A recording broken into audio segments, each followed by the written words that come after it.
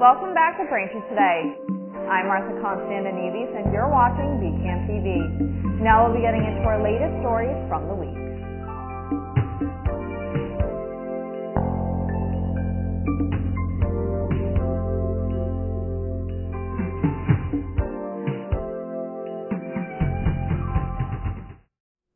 Welcome back to Braintree Today. I'm Martha Konstandinidis and you're watching BCAM TV. Now we'll be getting into our latest stories from the week.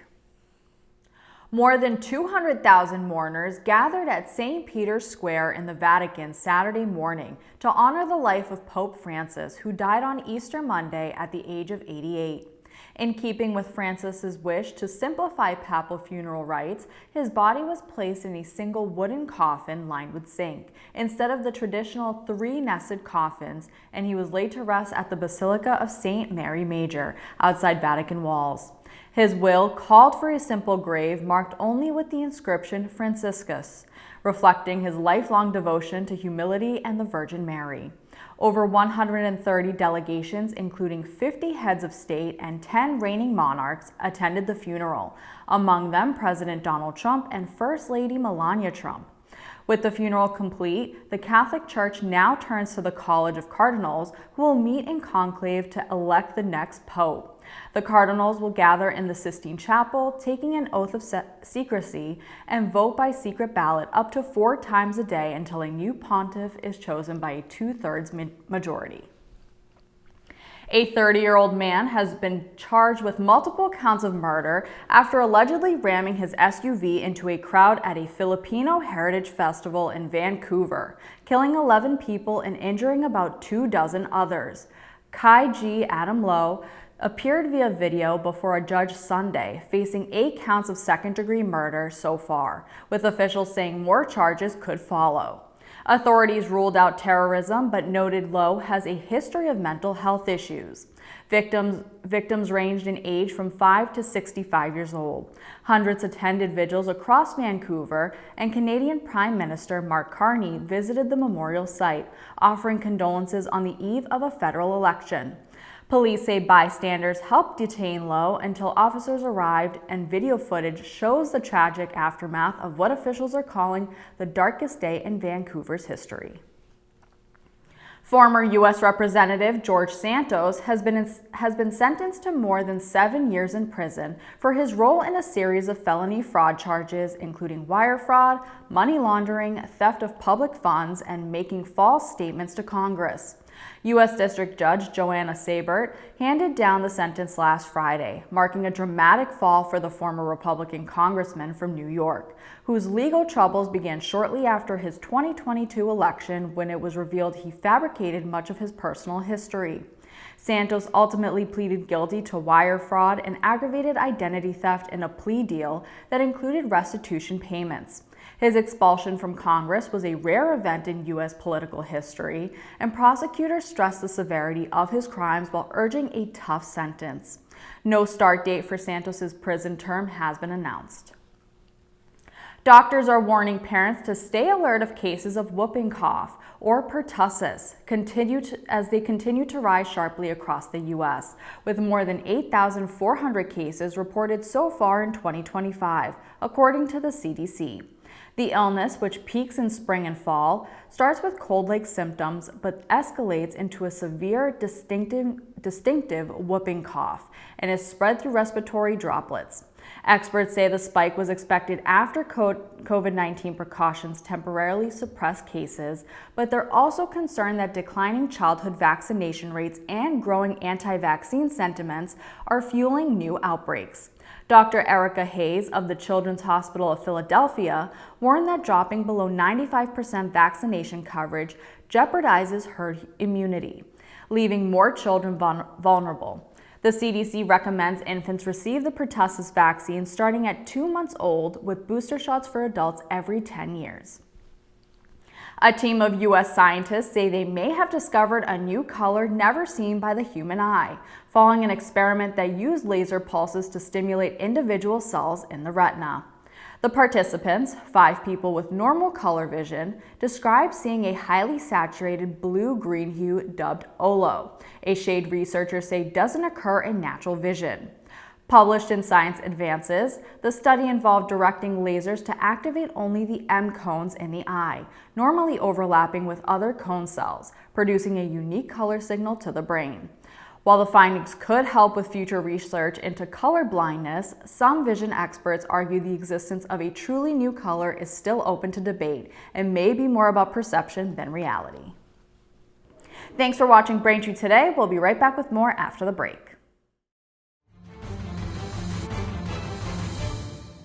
Hi, I'm Tom Lyons, a retired captain from the Quincy Fire Department and the author of the book Fighting Fire, A Proactive Approach. Cooking is the leading cause of home fires.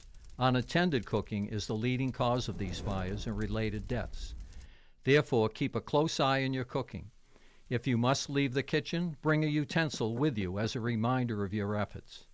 Set a timer for food taking longer to cook. Turn pot handles towards the back of the stove.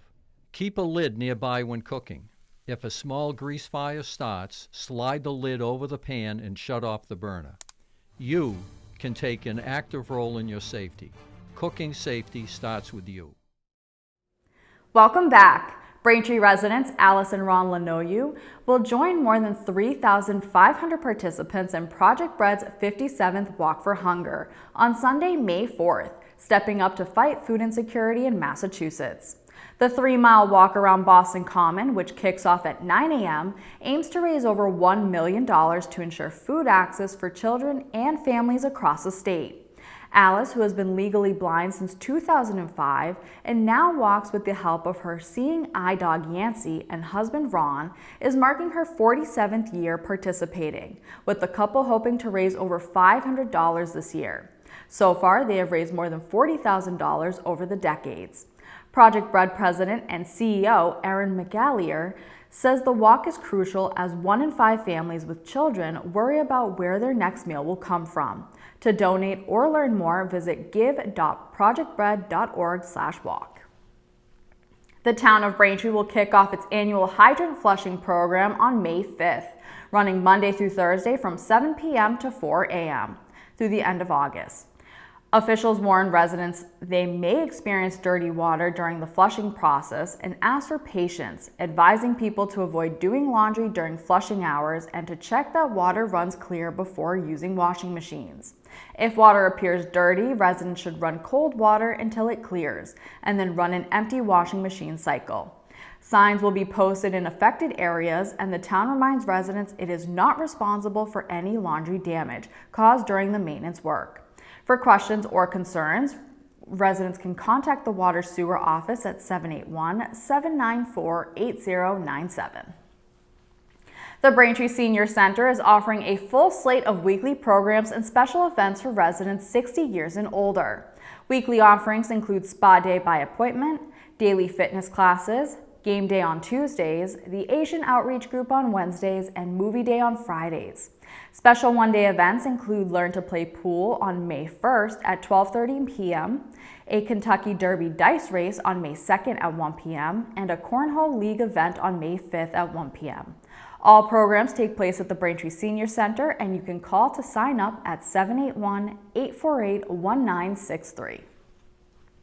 Braintree's annual Beautification Day returns on Saturday, May 3rd. Volunteers will rally at 8:30 a.m. at Sunset Lake to begin their cleanup of Town Hall, the Historical Society grounds, Penniman Park, Smith Beach, Braintree High, and other public spots. But this year's cleanup doubles as the town's first ever herring run celebration. Residents will get a close-up look at the new fish ladder and viewing platform on the Manatequit River Restoration Project, where river herring are now swimming upstream to Great Pond Reservoir for the first time in 2 centuries, following the removal of the Ames and Armstrong dams. The town of Braintree will host a rabies vaccination clinic on Saturday, May 3rd, from 10 a.m. to noon in the parking lot of Braintree Town Hall. Dr. Joseph Cosman will be on site administering vaccinations at a cost of $15 per dog. To be eligible, dogs must have had a rabies vaccination within the last 3 years, and owners must bring their current rabies certificate. Town officials also remind residents that all dogs must be licensed by June 30th, with the licensing period running from April 1st to the deadline. If you're receiving or will receive a pension from Braintree, the Braintree Retirement Board will conduct a public hearing on Thursday, May 22nd at 4:15 p.m. at 74 Pond Street on the second floor. The board will discuss a cost of living adjustment for all eligible recipients of a Braintree Retirement System pension. You can join in person or remotely via the Zoom meeting. Visit braintreema.gov for more information. Thank you for watching Braintree Today on BCAM TV. We'll be right back with more stories in the area.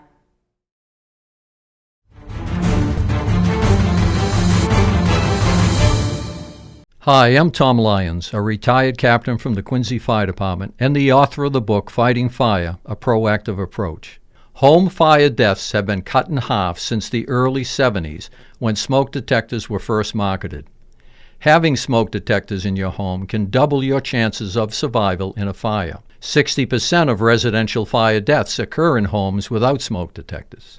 Thus, smoke detectors must be present on each level of habitation. Photoelectric smoke detectors are required within 20 feet of a kitchen, bath, or shower. They are required on the ceiling outside bedrooms no further than 10 feet away. They are also required to be present on the ceiling at the base of stairwells. Additional placement may be required depending upon the year the home was built or when a substantial addition was added. Create a safe home environment. Maintain your smoke detectors. Thank you for doing so. Welcome back to Braintree Today. Now let's get right into more stories. There's disappointing news for fans of Bertucci's Pizza and Pasta. The iconic Italian restaurant chain has filed for bankruptcy for the third time in 7 years. Founded in 1981 in Somerville, Bertucci's reported $10 million to $50 million in assets and liabilities.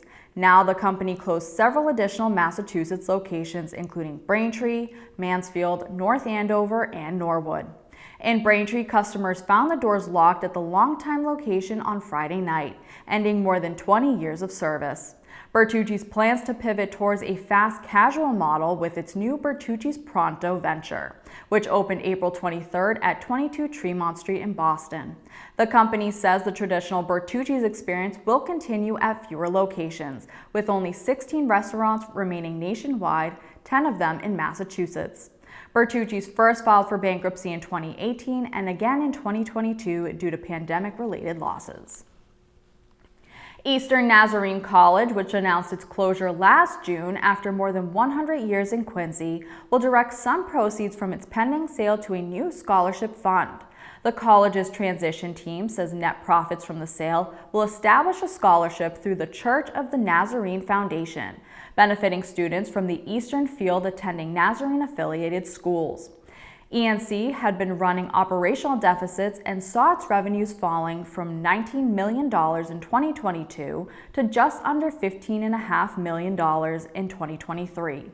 Kansas-based Crane Company, owned by ENC alumnus Graham Crane, is expected to finalize the purchase of the main campus later this year and plans to redevelop the site into a mix of multifamily housing, townhomes, and senior residences, while preserving some community amenities.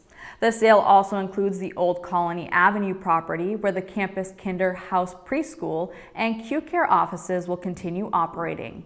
ENC's historical records will be maintained by Mount Vernon Nazarene University in Ohio. Endowed funds will be distributed based on donor requests once the sale and debt payments are complete. The Quincy Choral Society will present its spring concert, I Hear America Singing, on Sunday, May 11th. The concert starts at 4 p.m. at St. Mary of the Hills Church at 29 St. Mary's Road in Milton. Under the direction of Artistic Director Sarah Labrie and accompanied by pianist Gingy Grimes, the performance will feature a brand new commission by acclaimed composer Melissa Dunphy. Tickets are just $20, and you can visit quincychoral.org for more information. Weymouth will pay tribute to 5 Medal of Honor recipients this Memorial Day with the unveiling of new bronze statues at a special ceremony on Monday, May 26th at 11 a.m. at the Ralph Talbot Amphitheater outside of Town Hall. Mayor Robert Hedlund and the Weymouth Veterans Council will lead the event, making Weymouth the only town in the country with 5 Medal of Honor honorees. The ceremony will feature remarks from Weymouth native and retired two-star Major General Paul K. Hurley, and will include student participants, local honor guards, a wreath laying for the 50th anniversary of the end of the Vietnam War, and the ceremonial raising of military flags. Funded in part by donations and Weymouth 400, each 6-foot statue will be paired with a citation plaque. Following the tribute, the United States Coast Guard Band will perform a free concert at 1 p.m. A new study from Braintree highlights just how costly it is to live in Massachusetts, revealing that even a $100,000 salary isn't enough to cover basic expenses for a family of 3 in major metro areas like Boston and Worcester. The Boston Metro ranked 3rd on the list of the most expensive regions in the U.S., with basic monthly costs totaling nearly $9,950, leaving a family earning 6 figures with a deficit of over $1,600 each month. Worcester placed 14th, where expenses still outpace income by nearly $700 a month. The study found that in 1 out of every 4 U.S. metro areas, a $100,000 salary falls short of covering essential costs like housing, childcare, insurance, and taxes. Braintree noted that if debt were included in the analysis, even more families across the country would be considered financially strained despite 6-figure earnings. Thanks for watching Braintree today. We'll be right back with more in sports and entertainment.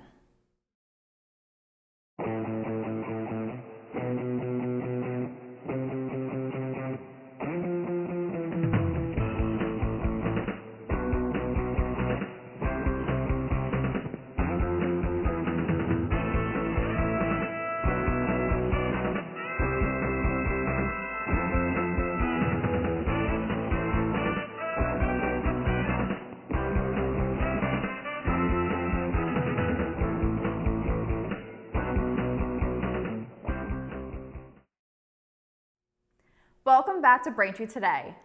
Now, this week in entertainment, we have 3 recommendations for you to watch. First, Havoc follows a bruised detective who must fight his way through the criminal underworld to rescue a politician's estranged son, unraveling a deep web of corruption and conspiracy that ensnares his entire city. The film stars Tom Hardy and Jesse Miley. You can watch Havoc now on Netflix. Up next, Bring Them Down follows an Irish shepherding family that faces conflicts on multiple levels. They deal with internal discord, family tensions, and a rival farmer while grappling with the cultural and generational issues. The film stars Barry Keoghan and Christopher Abbott. You can watch Bring Them Down now on Amazon Prime Video.